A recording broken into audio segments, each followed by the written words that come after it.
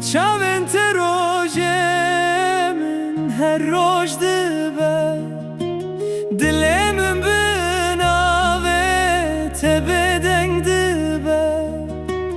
Ez her gav di rêya te de dimînim, ji te dûr bim canê min şewitî dibe.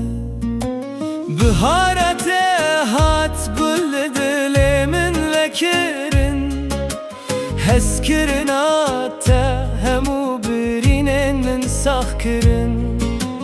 Tu ronahiya şevên tarî yarê min, di navê te hêvî li dilê min şîn bû.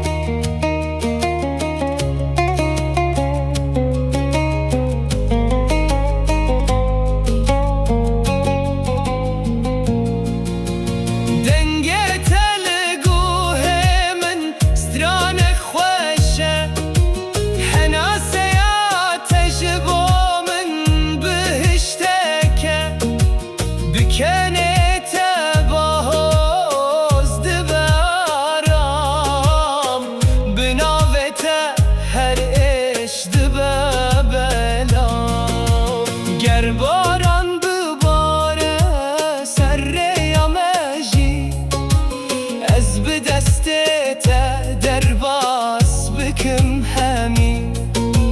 Ji bo te ez amade me her dem, ev dil ji te re ye heta dawiyê.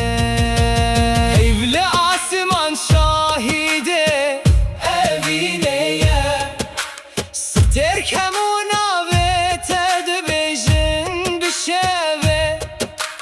Ger rojek ez winda bibim ji cîhanê, evîn ji bo te her tim bimîne. Were yarê min, destê min bigire, bila ev stran bi navê te bijî her dem. Ez û tu bibin yek di evînê de, heta dawiyê, heta dawiyê.